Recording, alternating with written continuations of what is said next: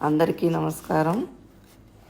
ఈరోజు వినిపిస్తున్న కథ పేరు అమర హృదయం.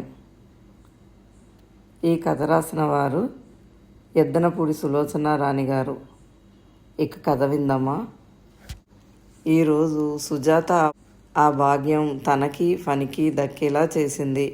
అత్తయ్య అన్నట్టు సుజాత భర్త కొడుకు 1000 సంవత్సరాలు చల్లగా జీవించాలి, అది తన ప్రార్థన.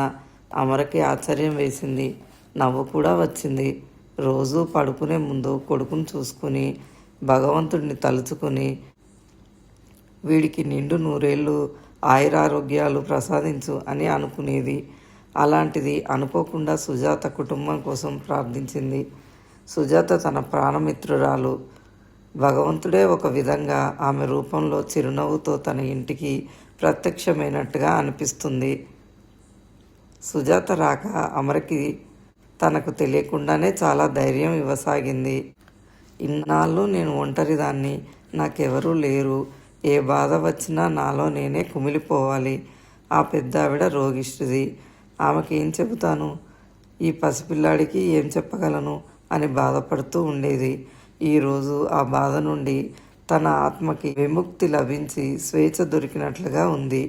అమర ఆలోచిస్తూ కొడుకును చూసుకుంటూ దిండు మీద తల ఆంచి పక్కకు తిరిగి పడుకొని ఉండగా నిద్రతో కనురెప్పలు మూతలు పడినాయి. 3 రోజుల అనంతరం మధ్యాహ్నం 1 గంట వేళ అమర పెరట్లో ఫణి బట్టలు తాడి మీద ఆరవేస్తుంది. ఫణి స్కూల్ నుంచి ఇంకా రాలేదు. రాజా పుట్టినరోజు అయిన మర్నాడు ఎంతో ఉత్సాహంగా స్కూల్కు వెళ్ళిన ఫణి సాయంత్రానికి నీరసంగా ముఖం వేలాడేసుకొని వచ్చాడు. ఏమైంది, అలా ఉన్నావు అంది మంచినీళ్ళు తెచ్చి ఇస్తూ. ఫణి బ్యాగు గూట్లో పడేస్తూ చిన్నపోయిన మొహంతో, ఈరోజు రాజా స్కూల్కి రాలేదు అన్నాడు. అలాగా అంది అమర. తను కూడా తనకు తెలియకుండానే ఫణి స్కూల్ నుండి రాజా గురించి చెప్పే కబుర్ల కోసం ఎదురు చూస్తుందని తెలిసింది. రాజా మర్నాడు కూడా రాలేదు. రాజాకి ఏమైందో అనుకుంది. కులాసాగానే ఉండి ఉంటాడులే అనుకుంది. సుజాత ఫోన్ నెంబరు తను అడిగి తీసుకోలేదు. అసలు ఆ విషయమే గుర్తులేదు. అమర తన మనసులో సుజాత పట్ల గల ప్రేమాభిమానాలు కూడా నిగ్రహించుకోసాగింది. తనతో చదివిన సుజాత వేరు, ఈ సుజాత వేరు. సుజాత మానసికంగా తన పట్ల చూపే స్నేహభావంలో ఏ మార్పు లేదు. కానీ ఆమె ఉండే పరిస్థితుల ఆధిక్యత, తను ఆమెను చనువుగా సుజా అని సంబోధించడానికి కూడా చిరాగ్గా అనిపించేట్టు ఉన్నాయి. అమర వరండా చూరు క్రింద పడే ఎండను చూసింది. ఆ ఇంటికి అదే గడియారం. ఇంట్లో ఉన్న పాత గడియారం పాడైపోయింది. అది బాగు చేసే ఖరీదు పెడితే కొత్తదే వస్తుందని అన్నాడు రిపేర్ చేసే అతను. అమరా అమరా సడన్గా అత్తగారి కేకలు వినిపించాయి. అమర బట్టలు ఆరేయడం పూర్తి చేసుకుని చేతులు కడుక్కుంటుంది. చప్పున రా, మీ ఫ్రెండ్ వచ్చింది. ఆవిడ కంఠంలో ఆదుర్ద ఆనందం. అమర వచ్చేసరికి సుజాత లోపలికి రావడం, బాగున్నారా అని అత్తగారిని పలకరించడం జరుగుతుంది. ఆవిడ సంతోషంగా సుజాత చెయ్యి పట్టుకుంది. బాగున్నానమ్మా, నువ్వు ఆ రోజు నాకు భోజనం పంపించావు, నిన్ను దేవుడు చల్లగా చూడాలి. సంతోషంతో ఆవిడ ఏదేదో చెప్పేస్తున్నట్టున్నాయి ఆ మాటలు. బాగున్నావా సుజా, అమర పలకరించింది. అత్తగారి వైపు తిరిగి నిలబడి మాట్లాడుతున్న సుజాత చప్పున ఇటు తిరిగింది. అమరను చూడగానే వచ్చి ఒక్కసారి కౌగలించుకుంది. క్షమార్పణగా, అమర, మళ్ళీ అంతు లేకుండా పోయానని తిట్టుకున్నావా అంది. లేదు లేదు, అదేం మాట సుజా అంది అమర. పుట్టినరోజు నాటికే మెడ్రాస్ నుండి బొంబాయి నుండి ఫ్రెండ్స్ బంధువులు వచ్చారు. వారితో సరిపోయింది. ఊరు తిరగటం, షాపింగ్, అదే వరుస కార్యక్రమంలో అంటూ నవ్వేసింది. సుజాత చేయి పట్టుకుని తీసుకువచ్చి మంచం మీద కూర్చోబెట్టింది. మొన్న 2 రోజులు ఇల్లంతా నీట్గా సర్ది సుజాత ఎక్కడ వస్తుందోనని అట్టిపెట్టింది. ఈరోజు జానకమ్మ గారు వచ్చి కాలీఫ్లవర్ ఊరగాయ ఎలా చేయాలో అడిగి దగ్గరుండి చేయించుకుని వెళ్ళింది. ఆ పనితో భోజనం చేయడమే ఆలస్యం అయ్యింది. ఆవిడ కూడా మీ ఫ్రెండ్ అంటూ సుజాతను గురించి కబుర్లే అడిగింది. ఈరోజు ఇల్లు సర్దడమే లేదు. కానీ సుజాత అదేం పట్టించుకున్నట్టు లేదు. మంచం మీద కూర్చుని ఇద్దరూ మళ్ళీ కాలేజీ గురించి పాత జ్ఞాపకాల్లోకి వెళ్ళిపోయారు. సుజాత మాటల మధ్య టైం చూసుకుంది. ఈ పిల్లలు ఇంకా రాలేదేమిటి అంది. ఏ పిల్లలు అంది అమర. రాజా ఫనీ డ్రైవర్ని ఇద్దరినీ తీసుకుని రమ్మనమని చెప్పాను అంది. అదిగో వచ్చేసినట్టున్నారు, కారు వచ్చింది అంటూ లేచింది. కారు వచ్చి ఇంటి ముందు ఆగింది. అందులోంచి ఫనీ రాజా చెయ్యి పట్టుకుని పరిగెత్తుకుంటూ వచ్చారు.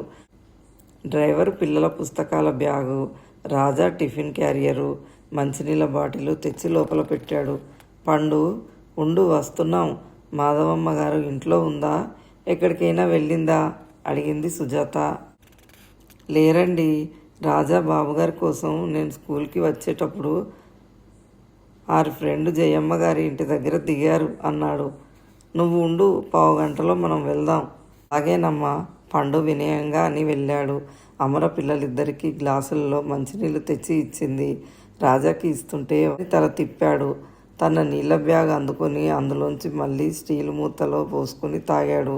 సుజాత వెంటనే అమరకి చెప్పింది, రాజాకి మామూలు నీళ్లు ఇవ్వం, ఇన్ఫెక్షన్ వస్తుందని భయం, ఫిల్టర్ వాటర్ వెంటనే పంపుతాను అంది. ఆ మాటల్లో భేషజం, దర్పం కానీ ఏమీ లేవు. సింపుల్గా ఉన్నా నిజం చెబుతున్నట్టుగా ఉంది. అమరకి మనసులో చాలా బెరుకుగా ఉంది. మామూలుగా అయితే ఫనీ స్కూల్ నుండి రాగానే ఇంత చట్నీయో సాంబారో వేసుకుని అన్నం తినేస్తాడు. ఈరోజు సాంబార్ కూడా చేయలేదు, ఒక గోంగూర, అది కూడా ఇన్ని పచ్చిమిరపకాయలు వేసి నూరింది మాత్రమే ఉంది. రాజాకి ఏం పెట్టాలి? పోనీ పాలు ఇద్దామన్నా అవి లేవు. అమర ముఖంలో ఆందోళనని చిరునవ్వు వెనక దాచేయడానికి వెంట ప్రయత్నం చేస్తుంది. అమ్మ ఆకలిస్తుంది, అన్నం పెట్టు, ఫనీ అలవాటుగా బూటు విప్పుకుంటూ అనేశాడు. రాజా, నువ్వు కూడా తింటావా అడిగింది అమర, కొద్దిగా చప్పున వేడిది వండాలి అనుకుంటూ. రాజా తల అడ్డంగా తిప్పాడు. అమరకు ప్రాణం వచ్చినట్టయింది. నెత్తిమీద రాయిలా పడిన భారం దిగిపోతున్నట్టుగా ఉంది. తేలికగా ఊపిరి తీసుకుంది.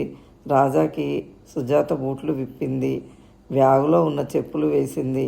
కారులో నుంచి తెచ్చిన మరో బ్యాగులో నుంచి నల్ల నిక్కరు, పింక్ షర్టు తీసింది.